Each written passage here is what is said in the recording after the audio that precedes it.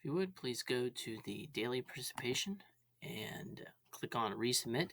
And a text box will open up where you can type in 3 significant items from today's lesson. And today we'll be talking about compromise. Compromise, of course, is when two parties come together to attempt to reach some type of agreement. And in reaching such an agreement, both sides will get some of what they want and will also give up something that they wanted. So both sides end up winning and both sides end up losing something. And hopefully, from the compromise, the overall product is more beneficial than if they would have obviously got nothing. And so this situation arises because there is usually a disagreement between at least two parties.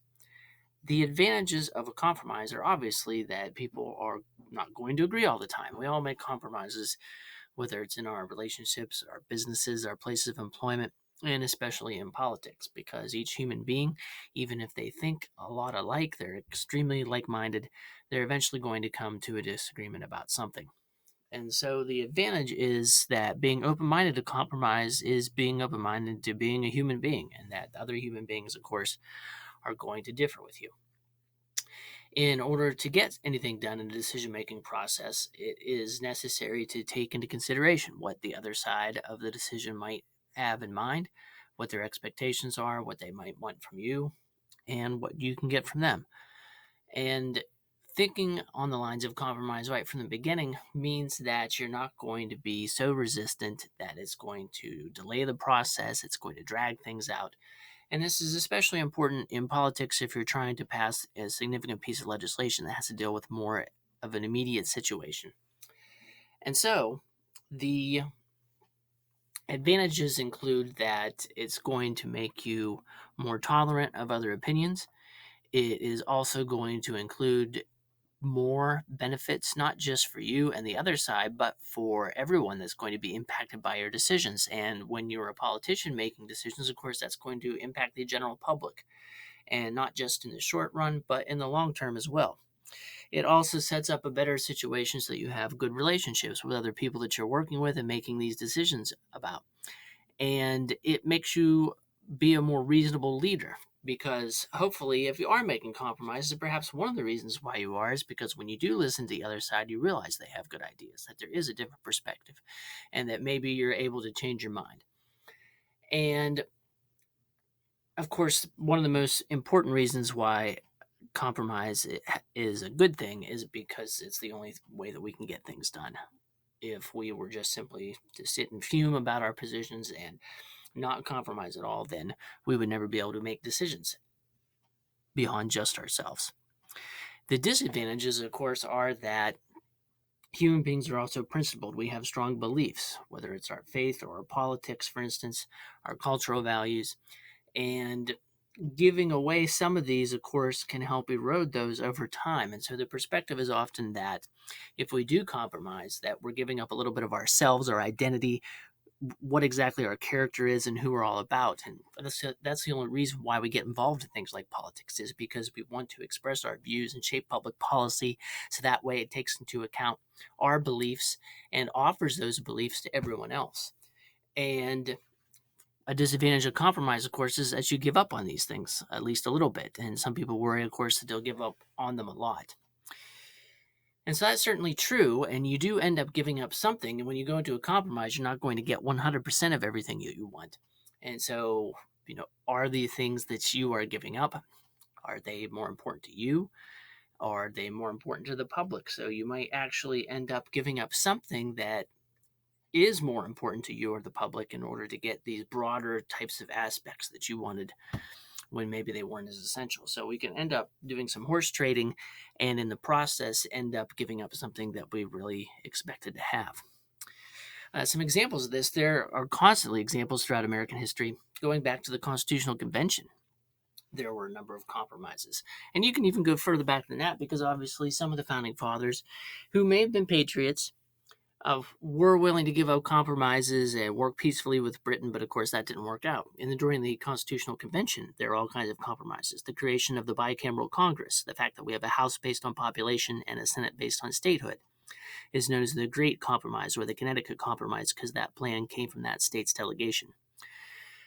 However, there are some compromises that aren't that great. For instance, the ability to count people in the census gives more House representation to the states, and the southern states, realizing that if they counted slaves, they would get more House members.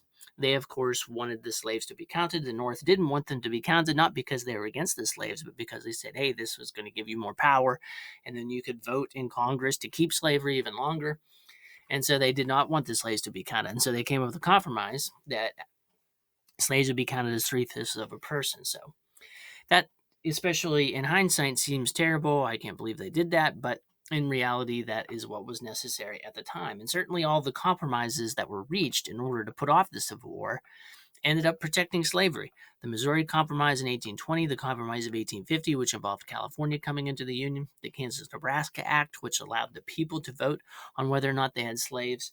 And of course, that one in particular turned into a disaster because of all the people that flooded into Kansas just to participate in voting, and then they ended up rioting and attacking each other. You had both sides propose two different constitutions for the new state, and that became known as Bleeding Kansas. So compromises do have unintended consequences, and sometimes they don't always work out the best. And especially when we look back at them from the future, back into history, it definitely seems like they're terrible, but it would have been better that the Civil War happened in 1820 or 1850.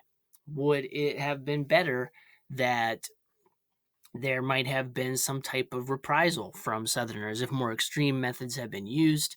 Would they have taken that out on the African American population?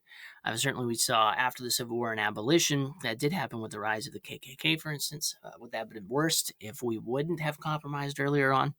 And of course, there's all kinds of situations and hypotheticals we could bring up in each of these situations. But compromises are continued, and they can help reform policy. For instance, welfare, which was started under the New Deal and expanded under the Great Society with LBJ. There were a lot of concerns about the expense and if people were staying on it too long, and if it wasn't being used to encourage people to get back into the workforce. So the welfare to work, which was signed in the 1990s by President Clinton and proposed by the Republican Congress, ended up setting time limits on welfare and also encouraging people to get back into the workforce. And even if they couldn't, they could have part time jobs or perhaps just put forward community service. And so it offered a lot of ways to try to channel people back into selling their labor, basically, or at least remaining active. And so a lot of the myths about welfare today, that people stay on it forever and they don't have jobs, they're actually untrue because that was all reformed by welfare to work. So, those are some examples of compromises because obviously some people wanted to get rid of welfare and some people wanted to keep it. And so they come somewhere in between by placing time limits and work requirements on it. So, why is it a necessity? Well, going back to one of my original points, is because nothing would ever get done if we didn't compromise.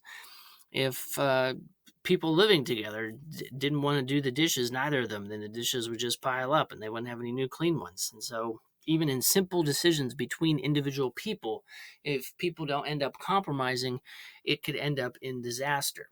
And that is true when it comes to national security. It can be true when it comes to our budget, for instance. At the national government level, passing a budget, there are people that, of course, say we should spend more, and there are some people that say we shouldn't spend any more at all. In fact, we should decrease spending. And so, if they can't reach out some type of agreement, then the government doesn't have a budget, and there isn't money to fund the military and transportation and a million other things. So, obviously, some people just need to swallow their pride in some cases and pass legislation. And yes, sometimes we end up giving up on some principles, but hopefully, the greater principle is doing what is best in forming good public policy to protect and secure the liberty, freedom, and rights of the American people. So that way we can continue to pursue our happiness and know that our property is protected and our livelihoods are okay because we have decisions being made on a regular basis that set up a good structure of government, legislation, law, and programming that will benefit all of us. So compromise is necessary in order for basically life to continue, or else we would all just sit and fume and nothing would ever happen. So that's all for today. Make sure you type 3 significant points and submit once you are done.